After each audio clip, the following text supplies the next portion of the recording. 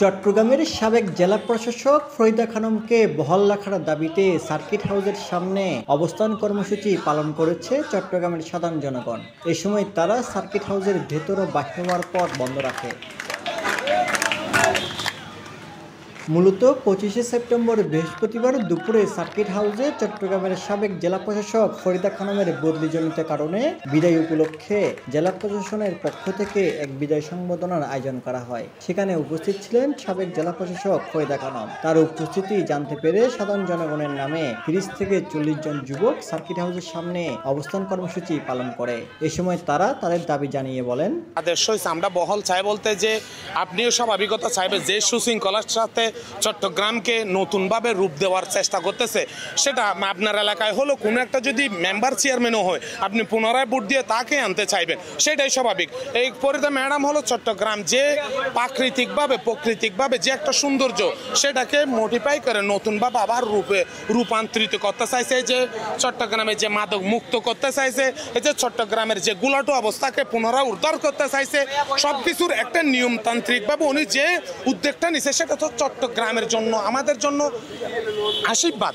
তো ওনাকে পাওয়া আমাদের, উনি চলে গেলে তো আমাদের আমাদের মনে কষ্ট আসবে। সেজন্য আমরা পুনরায় চাই যে ফরিদা ম্যাডামকে আবার আমরা পুনরায় চাচ্ছি সবাই মিলে মানববন্ধন করতেছে, উনি পুনরায় থাকুক।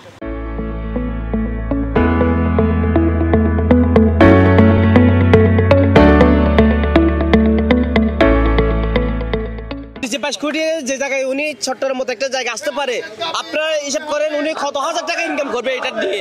কেন আমরা চাচ্ছি ফরিদা ম্যাডাম হচ্ছে আমাদের সবসময় যে কোনো দাবি উনি মানছে, উনি হচ্ছে আমাদের সবসময় পাইছি আমরা, উনি কোনো দুর্নীতির সঙ্গে সম্পৃক্ত ছিল না। আমরা চাচ্ছি যে মানুষ 5 কোটি টাকায় দুর্নীতি দিয়ে ঘুষ দিয়ে এই এলাকা আসতে পারে।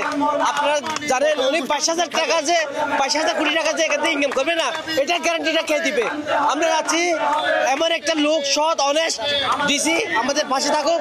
আমরা এটার জন্য আমরা আজকে চট্টগ্রামবাসী ছাত্র জনতা এখানে অবস্থান নিয়েছি। বিদায় সংবর্ধনা অনুষ্ঠান শেষে সাবেক জেলা প্রশাসক ফরিদা খানম বের হয়ে আসলে তখন আন্দোলনকারীরা তাকে ঘিরে ধরে। সে সময় তিনি গণমাধ্যম কর্মীদের জানান, এটা আমাকে ভালোবাসে, আমরা একসঙ্গে কাজ করেছি, সেই জন্য হয়তো এটা তাদের সাময়িক আবেগ। তো মানে এই আবেগকে তো প্রশ্রয় দেওয়া যাবে না। সরকারি চাকরিতে আমাদের সিস্টেমটাই আমরা আসব, কিছুদিন চাকরি করব আর মানুষের মন জয় করব, আবার চলে যাব। উল্লেখ্য 21শে সেপ্টেম্বর রবিবার জনপ্রশাসন মন্ত্রণালয়ের উপসচিব আমিনুল ইসলাম স্বাক্ষরিত প্রজ্ঞাপনে চট্টগ্রাম সহ দেশের 3 জেলায় নতুন জেলা প্রশাসক ডিসি নিয়োগ দিয়ে এক আদেশ জারি করেন। নতুন পদায়নে নওগাঁর ডিসি মোহাম্মদ আব্দুল আওয়ালকে চট্টগ্রামের জেলা প্রশাসক ও জেলা ম্যাজিস্ট্রেট করা হয়েছে এবং ডিসি ফরিদা খানমকে পরিবেশ, বন ও জলবায়ু পরিবর্তন মন্ত্রণালয়ের উপসচিব করা হয়। জামিল ইসলাম মামুন, একান্ত টিভি, চট্টগ্রাম।